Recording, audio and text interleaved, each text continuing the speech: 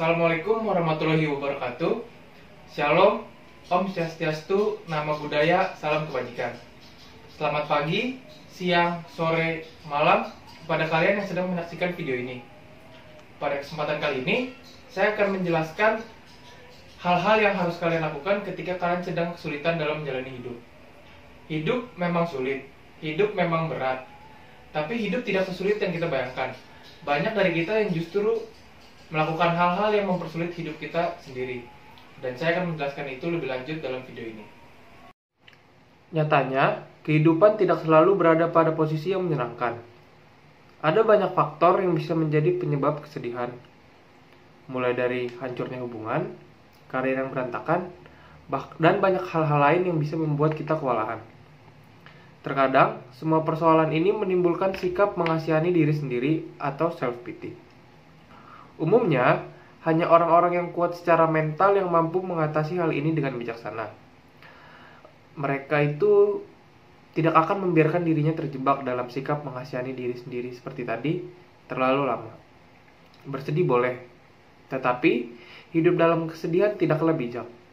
Kesulitan dan kesedihan seharusnya bisa dijadikan pijakan kita untuk bangkit.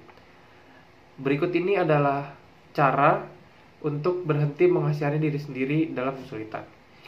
Yang pertama, yaitu menghadapi perasaan dan emosi dengan jujur. Apakah ada perasaan duka, kecewa, bahkan kesepian? Tentu ada. Tetapi, ketika bersedih, izinkan diri kita mengalami emosi dan perasaan itu dengan jujur. Jangan semacam berpura-pura ketika kita sedang lemah. Jujur terhadap perasaan sendiri akan menolong kita untuk menghadapi kesulitan dengan lebih realistis. Yang kedua, yaitu membatasi diri. Kekuatan mental seseorang dapat terlihat saat dia mampu membatasi waktu dan dirinya untuk bersedih terlalu lama.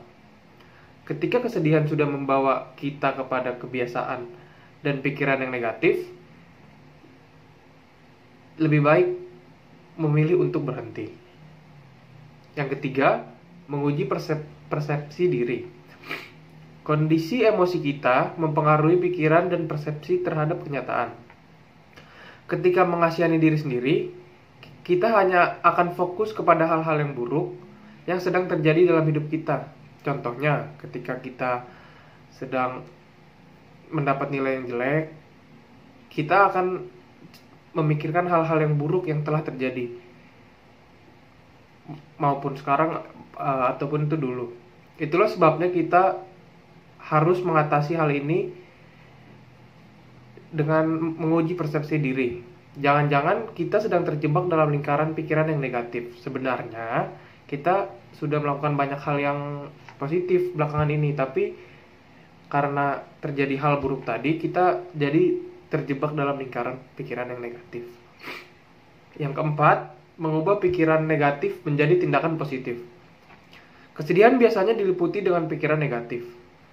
Untuk itu, sebaiknya lakukan tindakan positif yang akan mengalihkan pikiran-pikiran negatif tersebut, seperti bermain dengan teman, bertemu orang-orang yang kita sayangi, melakukan hal yang kita sukai juga mungkin akan bisa mengubah pikiran negatif kita menjadi pikiran yang positif.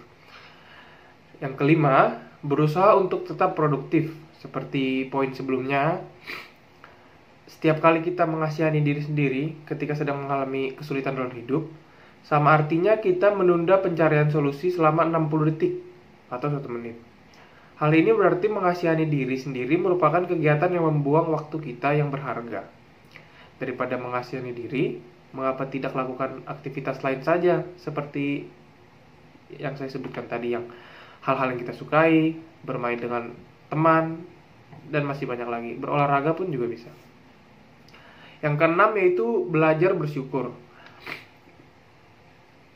Seperti yang saya contoh tadi, mungkin kita sedang mendapat nilai yang jelek, tapi kita coba belajar untuk bersyukur. Sudah berapa lama waktu yang kita gunakan untuk belajar, atau mungkin nilai jelek kita itu masih lebih bagus dari orang lain. Sangat sulit mungkin untuk bersyukur ketika kita cenderung untuk mengasihani diri kita sendiri, apalagi ketika pikiran kita sedang negatif. Akan tetapi, perlu diketahui, mengasihani diri sendiri merupakan pikiran yang bisa diubah menjadi rasa syukur. Cobalah untuk menghitung kebaikan dalam hidup kita yang bisa kita syukuri. Yang ketujuh, menolong orang lain. Salah satu cara untuk berhenti mengasihani diri sendiri adalah dengan menolong orang lain yang kurang beruntung. Kita dapat melakukan kesulitan sendiri ketika dihadapkan dengan kondisi orang lain yang lebih menyedihkan. Untuk itu, cobalah pergi ke tempat di mana orang lain lebih membutuhkan kita. Dan kita mungkin bisa membantu dia, ya, jika mereka kesulitan. Yang kedelapan, yaitu jangan mengeluh. Mengeluh dalam kesulitan hanya akan memperburuk keadaan kita. Oleh karena itu, sebaiknya kurangi, bahkan jangan mengeluh sama sekali. Ya, seperti saya sebutkan di poin 6, yaitu bersyukur. Bersyukur dengan seberapapun pencapaian yang kita dapat. Mungkin itu belum sempurna, tapi kita tidak boleh mengeluh. Bersyukur dengan kita yang dapatkan dan coba untuk mungkin tingkatkan ke depannya. Karena mengeluh tidak akan membuat keadaan kita menjadi lebih baik. Yang kesembilan adalah, dan yang terakhir adalah tetap optimis. Terkadang permasalahan hidup sulit untuk dicegah atau diatasi. Keadaan-keadaan seperti kehilangan orang yang dicintai dan hal-hal yang kayak tadi yang bisa menyerang kita secara pribadi, itu harus kita hadapi. Tetapi jangan biarkan situasi tersebut merenggut harapan kita. Untuk itu kita perlu tetap optimis. Jadi tadi adalah 9 hal yang bisa kita lakukan ketika hidup kita sedang dalam kesulitan. Perlu diingat, hidup memang sulit, hidup memang berat, tapi hidup tidak sesulit itu.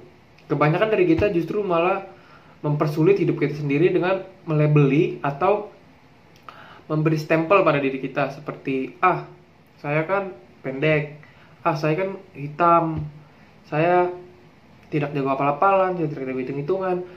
Dan itu malah melekat di pikiran kita dan membuat diri kita menjadi minder. Atau ada juga yang memuji orang lain secara berlebihan yang justru membuat kita menjadi minder juga. Kayak, dia kan orang kaya, dia kan pintar, jago hafal-hafalan dari SD, dia kan les di mana-mana, dia kan ranking kelas, dia kan punya teknologi yang canggih. Hal tersebut juga dapat membuat kita menjadi lebih minder. Atau juga pengaruh-pengaruh yang ada di internet, kayak saya kan zodiaknya Leo. Leo itu emang kadang males kalau kerja tugas kayak begini. Leo emang gak jago kerja kelompok. Padahal sebenarnya enggak, kita hanya terpengaruh oleh bacaan-bacaan yang ada di internet. Atau misalnya bulan Desember atau bulan Maret, misalnya bulan Maret saya biasanya sial, atau kalau hari Selasa saya nggak mau ngerjain tugas hari Selasa karena hari Selasa bukan hari keberuntungan saya. Itu juga sebenarnya adalah salah satu hal-hal negatif yang ada di otak kita yang mempengaruhi kita dan membuat hidup kita menjadi terkekang. Untuk itu, stop mempersulit hidup. Lakukan ke-9 hal tadi, berpikir positif, rajin bersyukur, jangan mengeluh, berusaha tetap produktif, dan masih banyak lagi. Ya, semoga poin saya bermanfaat. Terima kasih untuk yang sudah nonton. Bye-bye.